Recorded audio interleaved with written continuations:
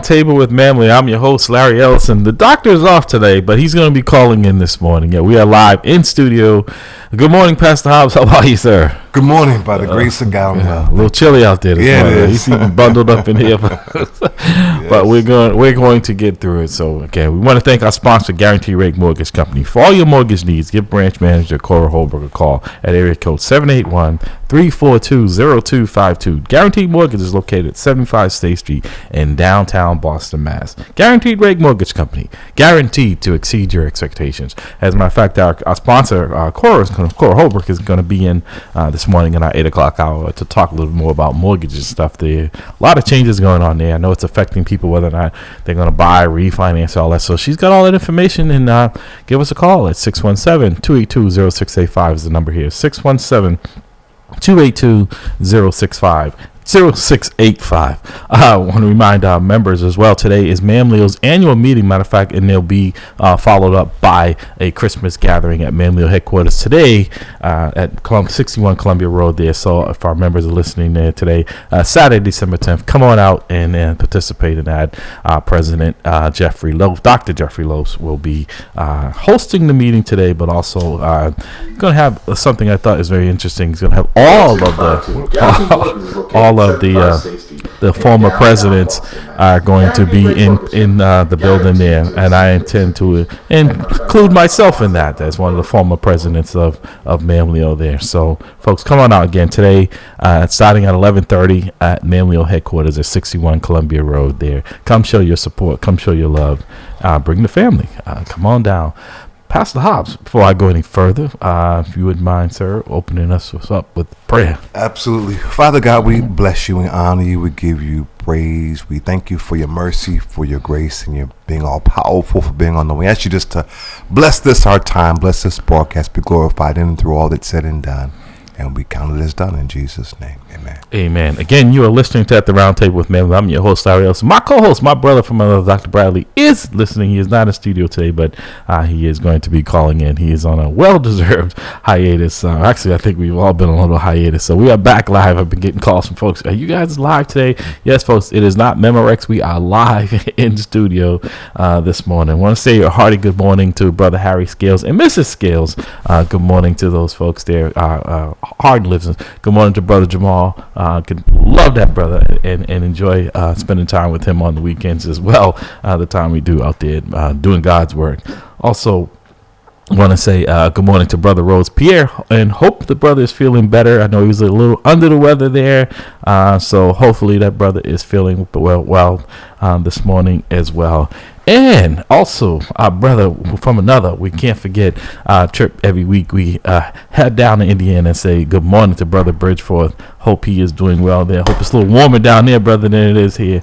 But because it's a little chilly here up in New England today, and I think it's going to be that week for the weekend. So, folks, if you're going to have to go out there, you might want to bundle up this morning because it is a little chilly. You know, a lot has happened since we've last sat in this chair. We had we had the final election there down there, as Ray Charles would say. Folks had it on their mind. So we're going to see if we...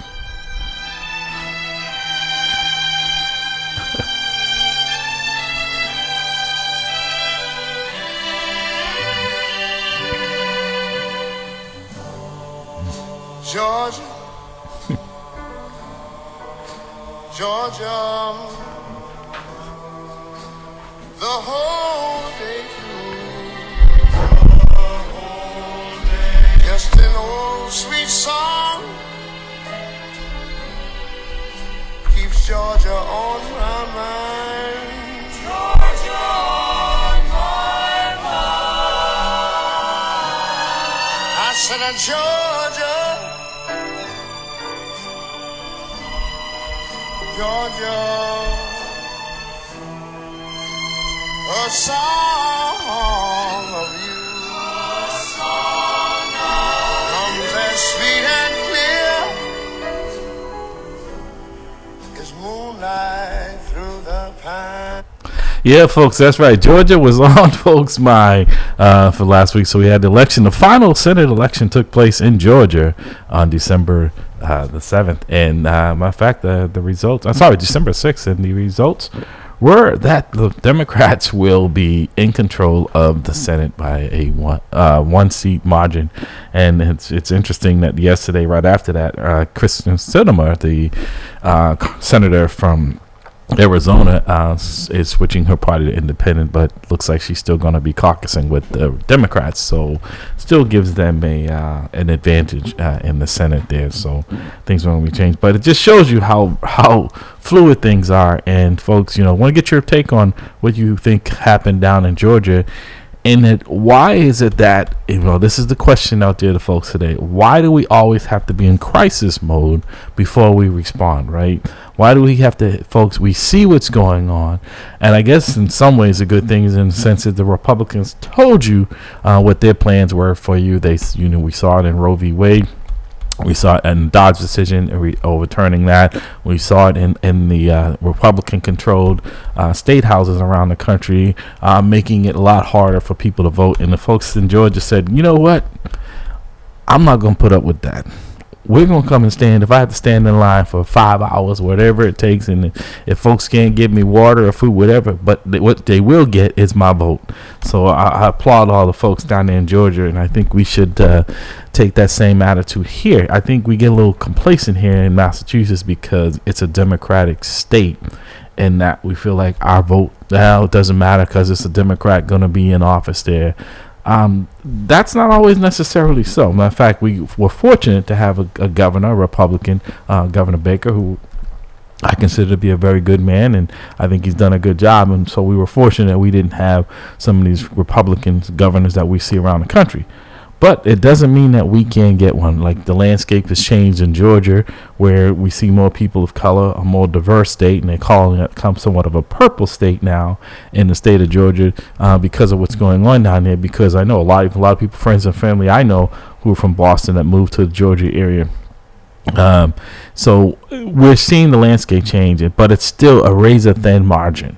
And if just a few people decide that they're not going to vote, as a matter of fact, in the general election there down in Georgia, there were about 70,000 people said, hey, we didn't vote because we didn't think it was going to be necessary. We thought that Raphael Warnock, the senator and the senator-elect for re-election, was just going to be a breeze. And that made the difference, because had those 70,000 people who said they would have voted for Warnock voted, there wouldn't have been a runoff. And it was very expensive. I think they said they spent somewhere close to $400 million on a Senate race. Just imagine what $400 million can do. $400 million for a race that was about 4 weeks, took 4 weeks. And even during that time, the legislators down there were trying to keep people from voting on that Saturday after Thanksgiving. And that was a large turnout. So folks, they're trying to suppress your vote. So if you think your vote doesn't count, it doesn't count if you don't cast it. And the reason why folks know it's important, that's why they want to stop you from being able to do it, is you see around the country where, there was very little, if any, voter fraud in most places. There was none at all. Excuse me. But they, because of the big lie from Donald Trump and his crew, folks have said, we have to change the rules. We have to make it harder for legitimate votes, not illegal votes, not voter fraud, but we have to make it harder for people to vote in this country. And that's where we're headed.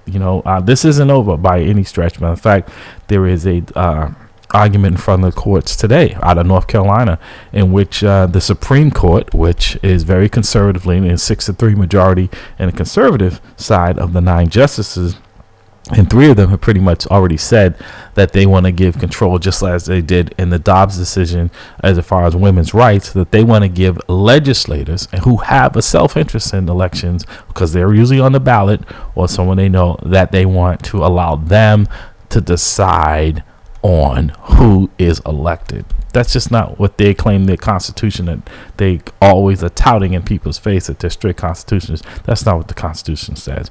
By no means. They're trying to stretch it and saying, well, our elected officials should be deciding for the masses. No, that's why the system was set up, that the people, the votes from your state, and those are the folks, when they decide, you are basically a formality in your state to send those electeds to be counted for the presidency, even in your state. They want to be able to decide. What's the sense of having an election if the people in power are going to decide who gets elected. That's the whole reason for this, as a check and balance. And they don't want the courts in North Carolina, and that's, believe me, if it happens there, it will happen in a lot more states, where they don't want the people to decide whether or not who is elected to that state. And it's like we see now the Lake woman there who lost the governor's seat in Arizona. She is now filing a lawsuit that she should be installed as the winner. The loser should be installed as the winner. How about that, folks? That's how it works now. Just like Donald Trump taking a page out of his book. Naturally, she was his selection in Arizona there. We should rip up the Constitution and install him as the president. He loses. When you lose, you win, if you have your way. So this is very dangerous territory, very dangerous grounds that we're seeing here in this country, where folks have stacked the courts with judges who are not looking at their so-called Constitution, but looking at their political parties and saying, we're going to decide that we'll put who we want in power, and the people's vote will. I think that's when you're going to see people, you're seeing it now with people going to the ballot box. But if you're trying to think you're going to have this country run like Russia and China and North Korea, I think they're sadly mistaken. I think people have said that the other day down in Georgia and around the country with these election deniers, that no more, no mas. We're not going to have you take away our rights to vote. Now, if we don't vote, and our person loses, well, that's on you. But when we vote and you tell us that if the numbers are in the majority, and you decide that you don't like who we voted for, and that person wins, that you're going to be able to take that away from me. I don't think that's going to go over well, and I don't think people are going to sit around and allow that to happen. So what say you? 617-282-0685. 617-282-0685. What do you think about the election down in Georgia? The decision in front of the Supreme Court, folks. We can't sleep on these things. The North Carolina has went to the Supreme Court saying that they think that the judge down in North Carolina said, that the Supreme Court down there, that they were gerrymandering, and that what they were doing was to disenfranchise. It's clear as day. It is targeting black people in North Carolina from having their voice counted, from being able to vote, and that they want to decide who they want. They want to decide that they want to win. Like I said, you have Donald Trump and the losing candidate for governor in Arizona saying that they should be installed as losers. When you lose, you win. And they said early on, if I win, the election was legitimate. If I lose, there was some shenanigans going on. So that the sad part with those statements is that if you look at it, there were Republicans who won. Actually, the Republicans took back the House by a very narrow margin. So what you're saying is that how are these people? So these votes for these folks who won should not be counted. Matter of fact, in Arizona, there was several counties that refused to certify their votes, and the judge had to finally make them do so.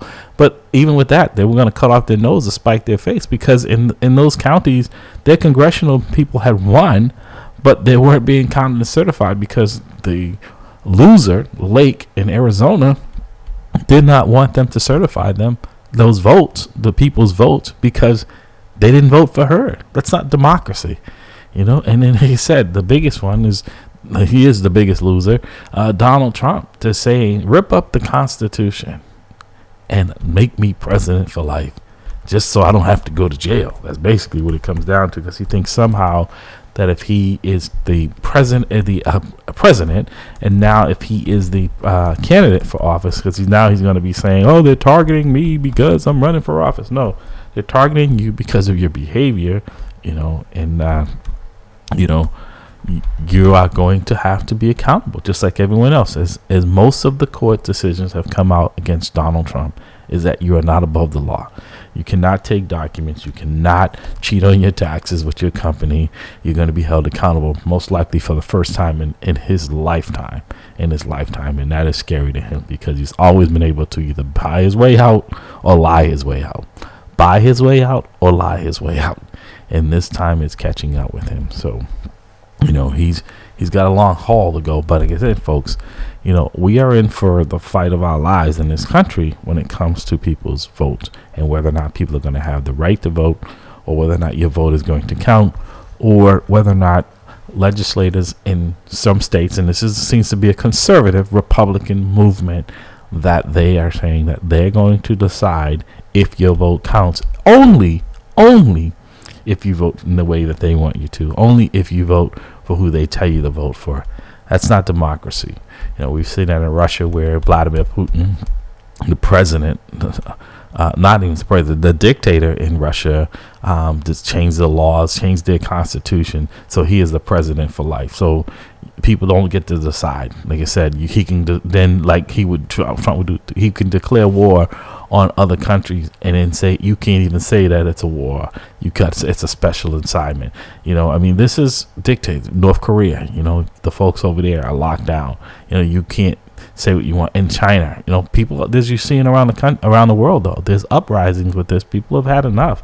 The thing about the communication today, unlike in the past, is that you can't keep it out as much as they tried to. You can't keep the world out any longer. With the devices, with the technology today, people are seeing. Before, people had no idea of the freedoms, had no idea of what was happening in other countries, and thought the whole world was like their communist country, that everyone was under the control of their government. And once people find out that's not the case, and they taste a little freedom, and somebody tells them, and they can see it, they want it. So, we've got a lot of work to do here in this country as well, because, like I said, there are folks here who really want to see it in that way. They really want to see people disenfranchised from their votes. Like I said, people died, not just black people, good people, and all colors and all persuasions died for folks to have the right to vote. And shame on those of us who don't exercise that right to do so. Like I said, kudos to the folks down in Georgia who stopped Herschel Walker, who, I don't even know, like I said, it was really embarrassing as a black man to say that we're going to put another black man who is not even qualified to be elected dog catcher in the state, and some questioned whether or not he even lived there, that he is going to represent the folks they didn't care about, that they knew he would be the rubber stamp for Mitch McConnell and his crew, and that would, all they cared about was having a body there. But the fact that, they find the most unintelligible black man to represent the state of Georgia, I think a lot of folks found it offensive, and they just weren't going. But it was still close, and that's what's scary. It was still close that someone of his stature could even garner that many votes. And a lot of folks said they weren't voting for Herschel Walker. They were voting for the power of the seat. So that's what's scary, that they weren't voting what was right for Georgia. They just wanted to have the power. And folks, that's where we are in this country, and are we going to continue down that road? I know I'm not. I've never been a subscriber of that. I vote every time. I don't care what it is. I vote. I don't care if it's school committee, whatever it is.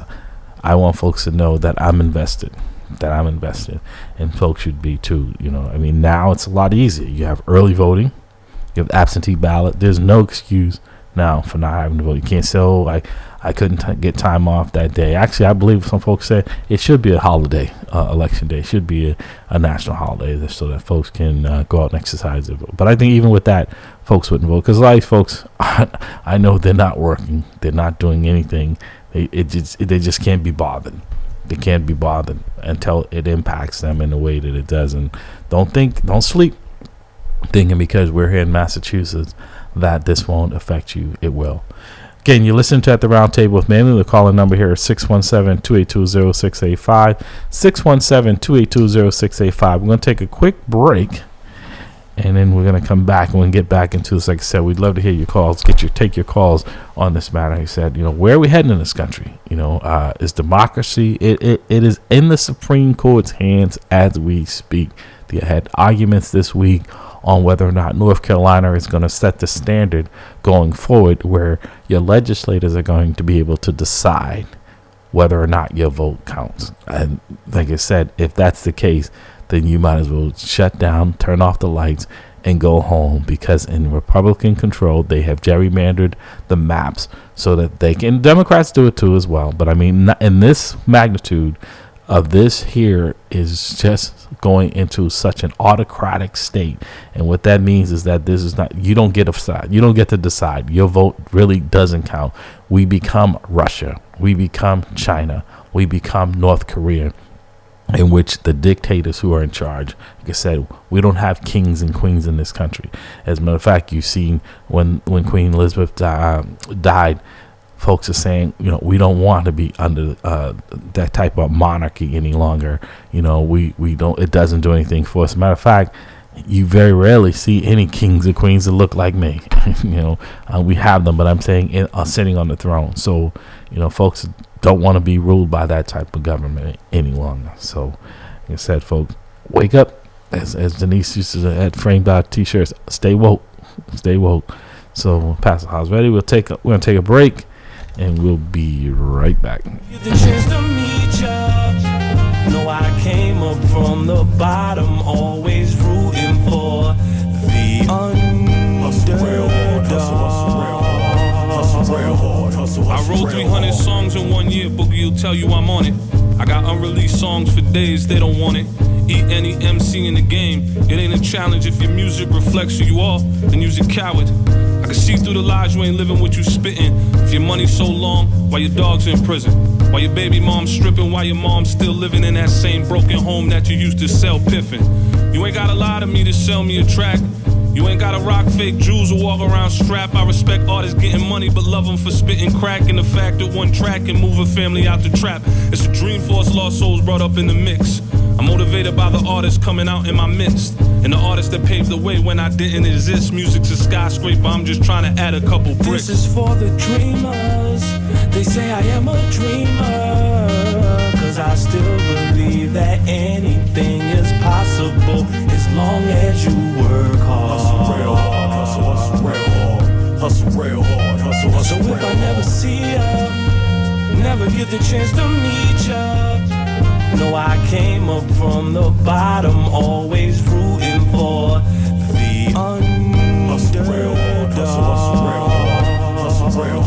I always dreamed I'd be on tour. Instead of laying dealers on the floor, sitting in the hole, knowing I was meant for more. Swear money's its own addiction. Back then I lacked the vision, so every time I went to sleep, it's like I woke back up in prison. To the brothers coming up, keep your nose in the books. Ignore the looks, so you can give back what we took. The 90s taught us that the government is really corrupt, like the Matrix. Choose the red pill and wake up. The feds raided all major cities from Boston to Watts. Took kids out the classroom and put them in general pop. Where are all the black leaders when you really need them? They killed X and Dr. King and left these house Negroes leading. They probably in church praying people act decent. You gotta be willing to die for your beliefs. Ask Jesus. This is for the dreamers. They say I am a dreamer, cause I still believe that anything is possible as long as you work hard. Hustle real hard, hustle real hard, hustle real hard, hustle so real if I never see ya, never get the chance to meet ya. No, I came up from the bottom, always rooting for the underdog. Hustle real hard, hustle real hard. All right, welcome back to At the Round Table with Mamleo. I'm your host, Larry Ellison. The doctor is off today. I know we said good morning, brother Larry Brown. I see you sending good mornings out there. Good morning, my brother. I hope you are well. One of our former presidents, probably one of our better presidents, and actually a public servant to the city of Boston for too many years to remember, but a mentor to folks like myself, giving us an understanding of who we are. And I used to wonder why that brother was always, he wasn't angry, but committed. That's the better word, committed to the cause, and I'm glad that, he took the time to mentor and enlighten folks like myself of the importance of Mamleo as a check and balance. And as we're seeing in this country, without a check, there is no balance, and folks don't want to see folks, when they said, make America great again. For a lot of us, America still isn't great. And that's just the reality of it. And so if you think it is, I'm not sure what world you're living in. So again, thank you, Brother Larry. Appreciate it, and look forward to hopefully seeing you later in the day, as all of the fallen presidents are going to be in attendance that are still with us. For a lot of them have passed on at the Mamleo Christmas party and monthly meeting taking place today at Mamleo headquarters at 61 Columbia Road in Dorchester. There's a lot of work to go. I mean, I told folks, we took a page out of their book and we did it through the courts. A lot of the action that we took at Mamleo, that work was put in before an independent body and someone who didn't have rose-colored glasses on. And as they did prior to my time as president, when I came in, those folks had lawsuits already in place that folks like myself and others were the beneficiaries of. And without their effort, the advances that we have today would not be taking place. And it set the table for things to be happening the way they did. And hopefully that's what we've done during my administration, during my 10 years there, and the presidents going forward, that continue to keep and hold folks accountable. And as I told folks, when we celebrated when William Gross was installed as the first black police commissioner here in Boston, I remember being at the ceremony, and I said to, matter of fact, he is, God rest his soul, Billy Sylvester, who was sitting next to me. He was beaming as well as I, as seeing history being made. And I said to him, today we celebrate him being the first black, but tomorrow he is just the commissioner to me. And I meant that in no disrespect. What I meant is that he represent, and he is appointed by the mayor, and our work continues. So whoever sits in that seat as commissioner still has to be held accountable regardless of race, and it would be hypocritical if I were to go in a different direction, my representation of Mamleo at the time as president, because he was black. It did him a disservice, and it would also do our members a disservice. So I don't see, as we currently, in fact, the last two and the current commissioner are men of color, but to me, they're just the commissioners, as the other folks were, and that's how I see them, and that's how I operate. And the issues are not about what they look like, but it is about their policies and their direction of the police department, not just here, because Mamleo represents members throughout the Commonwealth, and that's how we have to hold folks accountable in that way. If we don't do it in that way, we are really doing them as well as ourselves a disservice. So I want to play a little bit of this is from the Lincoln Party of their Herschel Walker, who the folks down in Georgia, Donald Trump and crew, thought would be the bearer standard for black people and for the state of Georgia. Do you know we're the greatest country in the United States? If that is true, why are there still apes?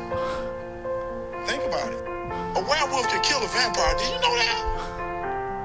What about getting a department that can look at young men, that's looking at women, that's looking at just social media? How can he keep the almighty oath to the almighty God, and he keep it for them? He hadn't kept it for nobody. Resurrection is about the people. That was Herschel Walker in his own words. I don't know if you can understand or make heads or tails of what he was saying, but this is who they thought would be the best candidate. I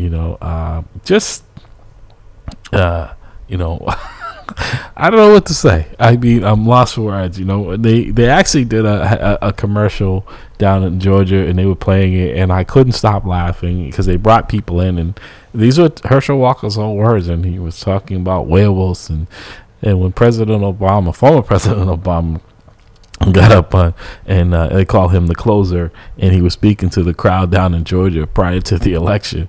And he was saying, he used to believe in werewolves and vampires too, just like her, but when he was 7 years old. I mean, this is a person who talked of no substance, no policy of what he could do, and then had to be propped up by Lindsey Graham and Ted Cruz standing beside him like, he was some hand puppet when he did speak, and then wouldn't take questions because he didn't have any answers. I mean, it was insulting. I ain't gonna lie. It was insulting as a black man to say that this was the representation that you could just find him. When you compared him and listened to Raphael Warnock, who could articulate what his message was, had been doing the job, is doing the job for the people in Georgia, that we just find Herschel Walker, who is, from what they're saying, is from Texas, who was living in Texas, was a transplant there, and folks rejected him as well as they did Dr. Oz, who came in from New Jersey, wanted to be the senator for Pennsylvania, and I'm sure he's already packed the trucks up and put the for sale sign out there now that he's lost. He's no longer interested in living in Pennsylvania. And some of the other election deniers around the country who were handpicked by Donald Trump, and they won their primaries. And I think they thought he was off to the races, but I think 4 out of the 5, I think only in Ohio was Ryan who won one of the election deniers, and he had to kiss Donald Trump's behind so much in that even Donald Trump was making light of him and how he would do anything for him to get his endorsement. I don't think it's being sought much more because people realizes that in a statewide elections, it is, you may win the primary on your side with Donald Trump support, but you look at the election overall, the Republicans were slated to win 50 to 60 seats in the Congress, and they have a very slim majority. I think maybe four or five seats they pick up. I mean, yes, they still have the majority in the Congress, but like I said, I'm going to get me a big bag of popcorn and watch the fight as McCarthy and others try to become the Speaker of the House, and whether or not they're going to be able to manage the people like the Matt Gaetz and the Marjorie Taylor Greens and all those Trump deniers who are not going to be satisfied with anything except blood and revenge as they go forward. So even if he does become the next Speaker of the House, which I doubt it based on what I'm seeing, he's going to be in for, like I said, folks, get the popcorn out. The next 2 years, all you're going to see is they want to know not about your problems, but what's in Hunter Biden's laptop. What is going on with, investigating people who were doing their duty and seeing why and what happened in January 6th. And even those folks, for a split second, McCarthy and a few others were, and Mitch McConnell as well, he's no angel, were saying that Donald Trump was responsible for what happened on January 6th, 2020. So now that, McCarthy has gone down and kissed the ring, and, him and folks like Jim Jordan and the others, they are now, it's more about power than about the Constitution, than about the people. It's about themselves. It's about power. So folks like that are very dangerous, and now they want to prop up Ron DeSantis, the governor in Florida, who is Donald Trump's clone. He may be a little bit more polished in the way he speaks, but his thought process is spot on. Matter of fact, may even be worse. What he's doing and busing people, sending the same thing with the governor down in Texas there, Abbott, who are sending people who come into the country to other parts of the country, and they even sent some folks here to Massachusetts, as a stunt. This isn't compassion. This isn't humanity. This is political theater, and they shouldn't be allowed to get away with it. Not in this country, not in this country, because honestly, this country doesn't belong to any of us. I mean, if you think about it, folks want to go back in history and right the wrong on who it was really taken away from. Those folks have not been whole. The Indians have not been made whole. So we got a lot of work to do here in this country, and we can't be blinded by, feeling like there's an inaction that we can't be part of the solution. We can, but we just have to have a willingness to stand up and be counted. And being counted means being counted at the ballot box. And folks, as I said earlier, if North Carolina's decision from the Supreme Court, which we already know there are 3 people on board, in fact, Clarence Thomas, even his wife, and what they're talking about is exactly what he should have recused himself, if anything, if there was any type of humanity in him, any type of consciousness in him, any type of integrity in him, he would be recusing himself from this process, because his wife is knee deep in it. She was sending letters and text messages to people around the country saying that the legislators should be the ones deciding this. And now this is a very similar case in which his wife was pushing for that that Clarence Thomas is sitting in and is going to have a weigh in on it, have a decision in on it. It just defies all logic. And we also need to tighten up because the Supreme Courts have total autonomy.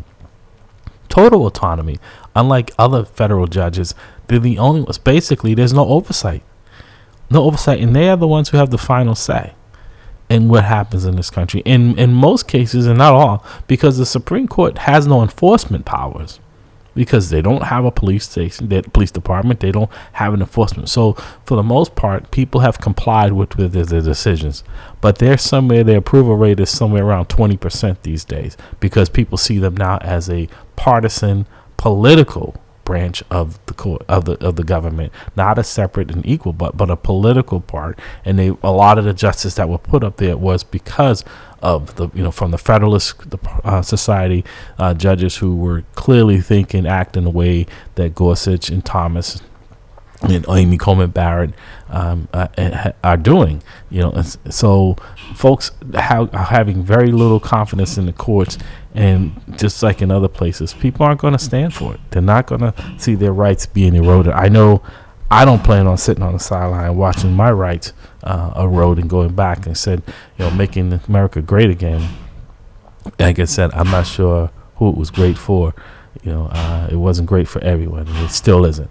Like I said, women's rights, women are under assault. It was very well to see that the courts, the Senate, only I think 10 or 12 Republicans voted for Equality in Marriage Act, which allows people to decide. Like I said, I'm not the morals police.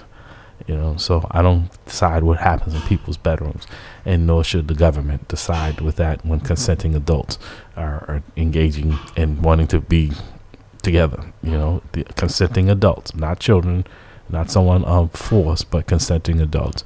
As where the government, they claim that equal rights only for certain people, and only if you think in a certain way. That cannot work here. We see around the world it doesn't work, and we're seeing uprisings. You look at Iran, where women are saying, hey, you know what, we're not wearing these headdresses anymore. We're not going to be treated as second-class citizens, and they're rising up, and in numbers where, before people were afraid and they would just be able to quell that. But, you can't put everyone in jail. And, so, folks, we got to decide here, we're at a crossroads in this country as well. Is what will we allow, and we can't look at saying here, well, we're safe here in Massachusetts. No, because just as we looked at this last election, what happens in Georgia affects us here in Massachusetts. What happens in Arizona affects us here in Massachusetts. Because if those two seats had gone to Republicans, it didn't matter whether you had two Democratic senators here in Massachusetts. The control is what it's all about. It's a math problem, folks. It's a math problem.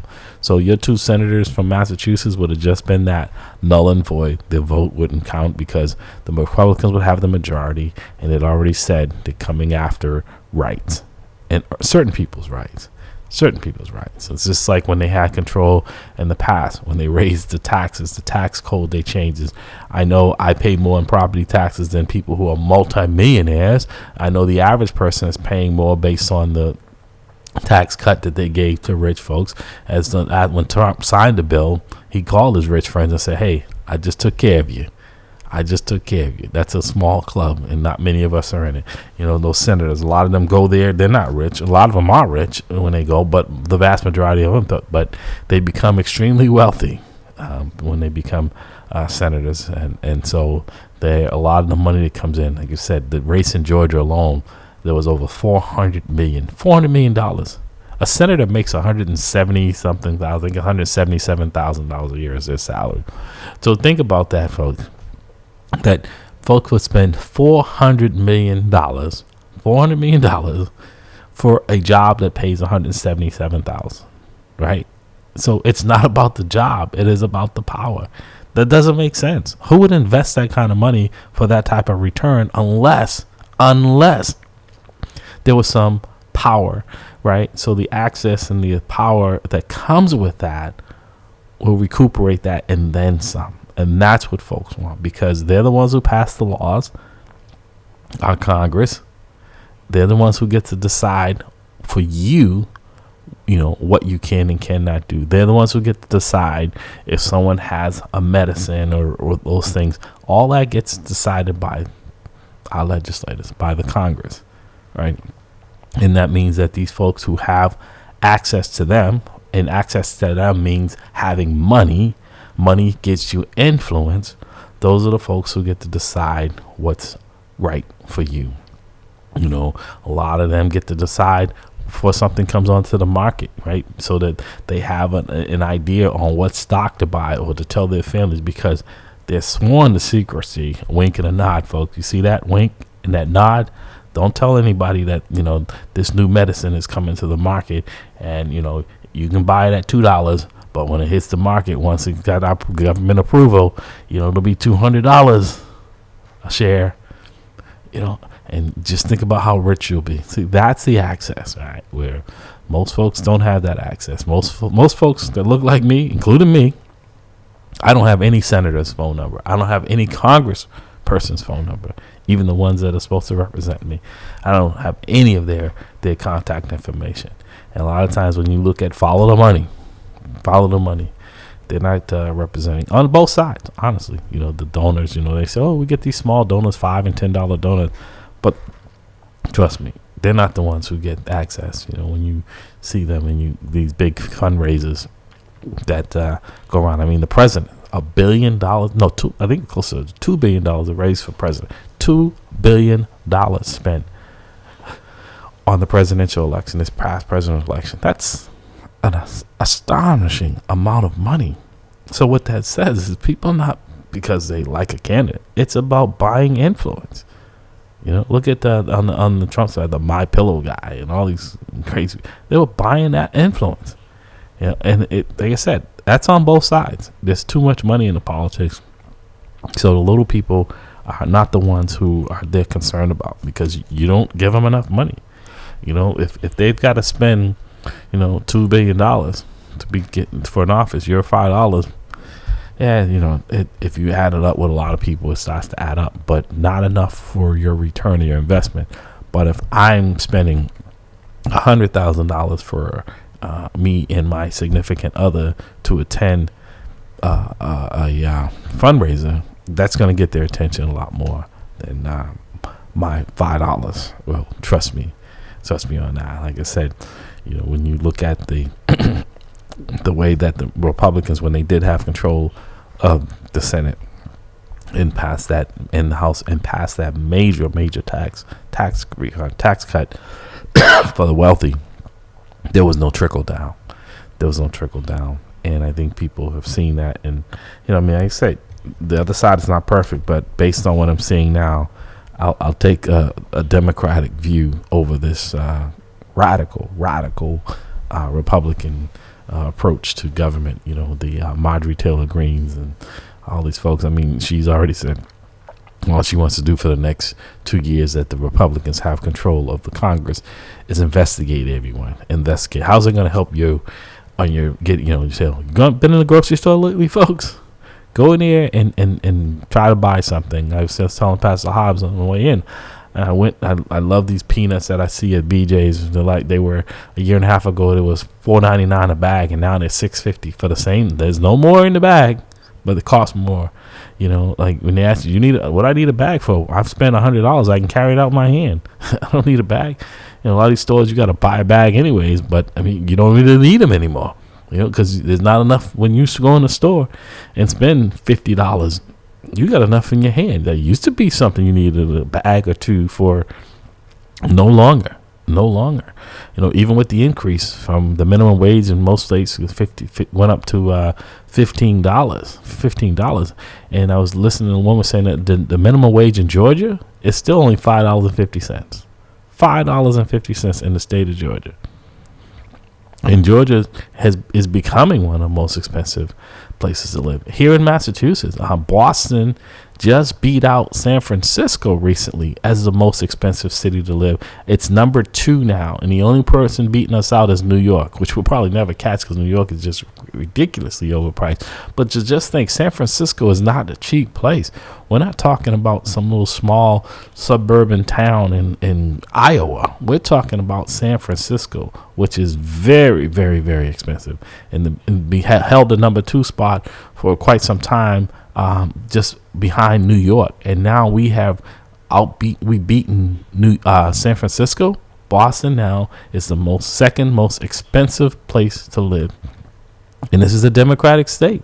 This is a Democratic city here in the city of Boston, but it is no cheaper to expense. So even at $15 an hour, this is what I'm saying, is that unless things are changed, unless people are advocating for the little person, the folks, because think about it, $15 an hour, you need 3 of those $15 an hour jobs to be even, I'm not saying comfortable, but just being able to live. For a family of one, you're still making less than $1,000. Then you figure your taxes and gas. Like I said, there's the equalizer. I mean, yes, gas prices are coming down, but they're going to start heading back up. We've been going through this up and down, this valley and peak with that. So again, even here in this Commonwealth of Massachusetts, living in one of the most expensive cities and expensive states in the country, we've got work to do here. And we've got to hold our elected officials accountable here, even though they have a D beside their name, on getting the work and making sure that everyone has an equal access to being able to provide for their families and themselves. I mean, there's a lot of work to do, and I think our Congress for the next 2 years is not going to be getting anything done. Like I said, the Republicans have said, and very clearly, very loudly, that they are going to tie up the system with investigating things like Hunter Biden's laptop, investigating and trying to impeach Joe Biden, and they have an enemies list, and that's where they're going to spend their time on. I mean, most folks who are struggling to pay their bills are not interested in that. The January 6th was a legitimate inquiry. Donald Trump's trying to get Ukraine for a release of funds that had already been approved by the Congress to do him a favor was a legitimate inquiry. Donald Trump being impeached for what he did, inciting that insurrection at the Capitol, was a legitimate inquiry. I don't know of, other than probably with Richard Nixon, where there's been an investigation of this magnitude of a president. I mean, Richard Nixon looks like an altar boy compared to Donald Trump's criminal behavior. He was just convicted, his corporation in New York City, for the tax fraud.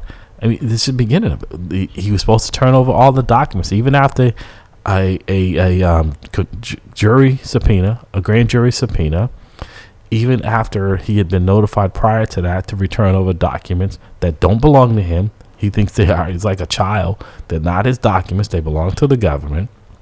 Even after the FBI and the Department of Justice executed a search warrant in his home, this still, and his lawyers declared this, you have it all. They're still turning up documents in the storage he has. So these are classified documents, and they're just like they were some stuff you keep up in your attic, some Christmas lights and stuff that, anyone could, in a storage unit, it's not guarded. When these things are at our national security secrets, they're at the security is at the highest level. They're not left in storage containers. They're not left in a drawer in the presence when you've got white supremacists and people like Kanye West who are Nazi supporters coming into your home. We don't know who has copies or access to our classified information. Whether you're a Democrat or Republican, that should concern you. And this person wants to be back with that power. He wants to be president. He's already declared that he is a candidate for the Republican nomination for president of the United States. He should be nowhere near classified document. So he can be president, so he can steal more. I mean, it's just crazy how many people support this. And like I said, if you look at his history, he has turned on any and everyone who does not kiss the ring and follow along blindly. He even wanted to have his vice president hung. You know, he didn't even stop the person who was a loyal subject and still in some ways still kisses the ring. And he wouldn't save his own vice president. He wouldn't stop the mob because it didn't serve his interests. We are in dangerous times, folks. Very dangerous and very serious times. You know, so many times here we make light of it, but this is very dangerous. Very dangerous that you have someone who, you know, we already know his history. You know, Donald Trump was somewhat of a novelist in the beginning. When he ran, people thought he was a responsible businessman. Fine, all of that we knew if you paid attention was a charade. I mean, he's been in bankruptcy. His airlines, his state company, his college, he's fake. Everything in him was a fraud. He's not this big company. Donald Trump's name was a brand. He did a good job of marketing his name. But even a lot of those were just a name because it was name recognition, but weren't even owned by him. Were owned by private entities that just knew that if they put their name on a building, it wouldn't have the same impact because Donald Trump had done a good job of marketing the Trump name as a brand. But everything pretty much, including this country that Donald Trump has touched, he has bankrupted, and bankrupted in the worst way. You know, so you know, folks, wake up. Wake up. You know, I mean, what are you going to do going forward? Because this is not over, folks. It is not time to take your foot off the gas. It is not time to say, well, we dodged this. No, we dodged this bullet, but guess what? They've reloaded, and they're planning on coming at you. They're coming for you. You know, this is not over. Folks feel like some way they're going to fight. You know, how and much are you willing to fight for your rights to keep what you need, keep to be able to take care of your family, to be able to have the opportunities. You know, this country, make America great. Like again, I said, it has not been great for a lot of us, and there's a lot more work that needs to be done, that has to be done. But we can't keep treating these things like a one-of. You know, Georgia is not a one-of. You know, we narrowly squeaked by in this recent election, narrowly. You know, but the message was not clear. Folks still are not giving up on the hopes of this being a one-sided country where certain people's rights are okay, others not so much. You know, where their plan wasn't, like I said, it's not like they're hiding it. They're saying it out loud that if they get control, Lindsey Graham has said, the senator from South Carolina, he wants to overturn, you know, and make it permanent. He wants to pass legislation for women's rights as far as reproductive rights. You know, they want to go after same-sex marriage, things that people have passed in this country, and people have said, hey, the world didn't stop. It may not be my cup of tea, but I'm not going to tell grown people how to live their lives, right? And people have moved on. And these folks are saying, no, we don't like it. That's, you know, us, this 50 senators, 50, we don't like it. Those Congress in those states, and it's the hypocrisy.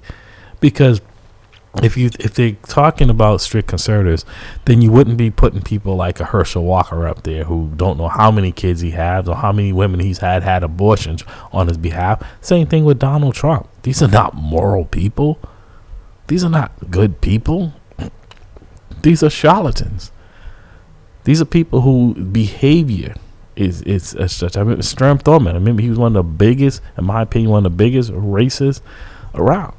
And that anti-black, anti-this, and when we find out he has black children, right? So publicly, you know, these folks are hypocrites, you know, and saying that they don't believe in this and all this, and then behind the scenes, they're the biggest abusers of this, the biggest phonies around, you know. So we got to wake up, folks. Pay attention. Like I said, this is not over. We can't sit back and say, okay, I guess we're all okay now. Everything is set. You know, Warnock won Georgia, and so now the Democrats have control over the Senate. So all is good in the world. It is not. It is not good. It is not good. Folks, like I said, they've redesigned in this decision that's in front of the Supreme Court. is going to have this North Carolina decision that will probably come down sometime this summer. If that is in favor of the way they want to be able to have their legislators there, and that's going to be nationwide, and a lot of these conservative states, they're already waiting and salivating to be able to take your rights from you. Even when you vote, they don't like the numbers, they don't like the outcome, they'll decide then what electors they send up, and they get to decide. That's what Judge Thomas's wife was trying to do, was to say, hey, you can send in your own slate of legislators, of electors, the states, and that's okay. Not the will of the people, but what we want. And her husband is deciding on this, folks. We got some work to do here. So, like I said, we're going to be going into our break. Our guest, I see, has arrived, and from Guarantee Rate Mortgage, Cora Holbrook will be with us in our 8 o'clock hour, talking about the mortgage game, like I said, and how that's impacting folks today with all the recent changes, with the interest rates going up, and it may be hitting another quarter point. So we're going to take our required break, and we'll be right back.